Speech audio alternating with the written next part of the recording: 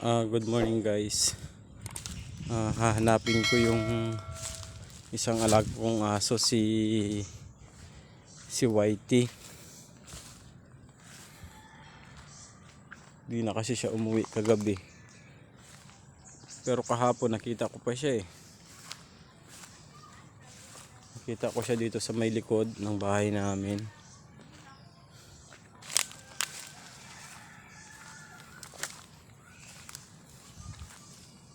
Kagabi kasi yung dalawa na lang ng aso ko yung kumain eh. Hindi na lumapit yung isa. So ngayong araw umaga hanapin ko yung isang alaga kong aso.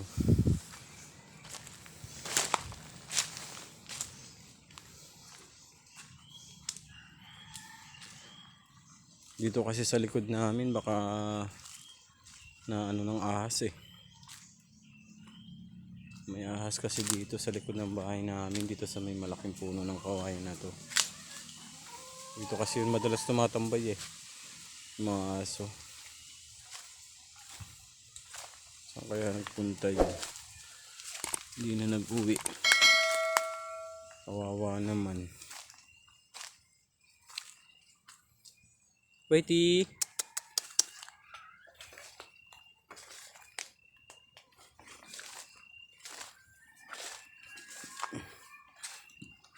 Saan na kaya yung aso na yun?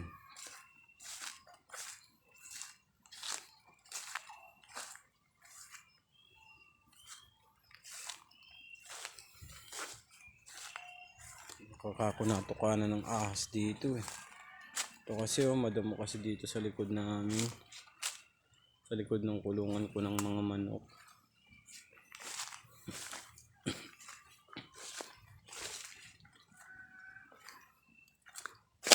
Saan na kaya yung aso na yun? Baka namatay na yan.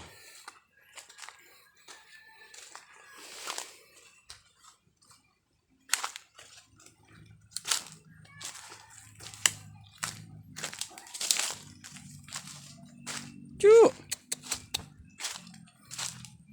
Kahapon napansin ko pa siya eh. Nandun sa may likod ng kulungan ng manok ko, medyo ano na siya, parang balisa.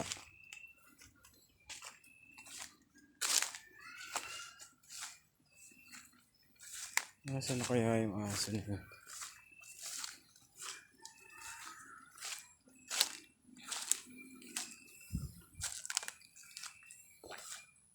Hindi na siya umuwi kagabi eh.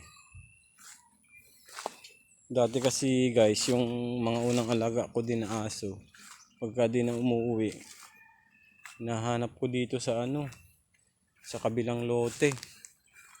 Minsan yung iba na eh, talagang wala na, patay na. Minsan nakita ko na lang, buto na lang sa sobrang tagal na hindi ko siya nahanap eh.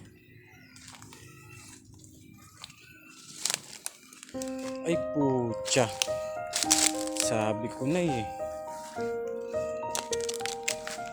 Paano kaya to? Hapon lang to hindi mo sabi ko na.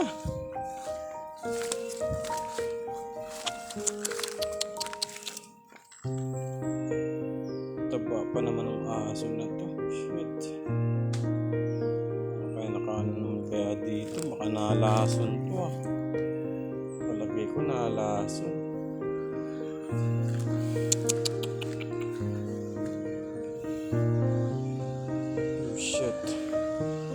Guys, nakita ko na siya. Wala na, patay na talaga pala. Kaya pala di na umuwi kagabi.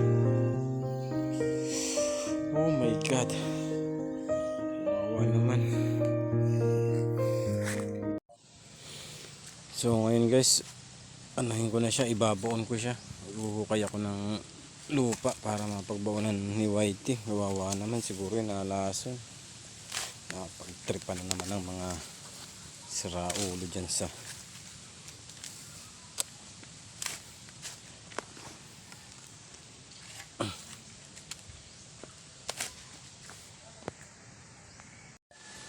So ito na guys, nakapaghukay na ako. Medyo malalim na siya. Igbabaunan ko kay Whitey para naman maayos yung kanyang living. Kawawa naman yung aso na yun. So tara guys, kunin ko na yung aso at maibawan ko na dito. Kunin ko na siya dun oh. So ito na guys, nakapaghukay na ako. Medyo malalim na siya. Oh, magbabaunan ko kay Whitey para naman maayos yung kanyang living. Kawawa naman yung aso na yun. So tara guys, kunin ko na yung aso at maibawan ko na dito. Kunin ko na siya dun oh. So ito na siya guys, nailagay ko na siya sa hukay. Tatabunan ko na siya ng lupa. Ang bigat niya. Taba kasi nitong aso na to eh. Palagay ko guys nalason siya kasi meron siyang dugo sa bibig, tapos may kagat-kagat na plastic. Siguro yung lason ay nilagay sa pagkain tapos nilagay sa plastic. So binigay sa kanya. So ayan guys, ano ko muna. Tabunan ko muna. So tapos na ako guys oh. Naibaon ko na siya. Kawawa naman yung aso na yun. Kaya pala hindi na umuwi kagabi eh. Nalaso na pala. Buti hinanap ko siya kagad. Hindi na siya nabulok dito sa kabilang lote. Okay guys. Salamat sa pagsama sa akin sa paghanap kay White at saka hanggang sa paglibing.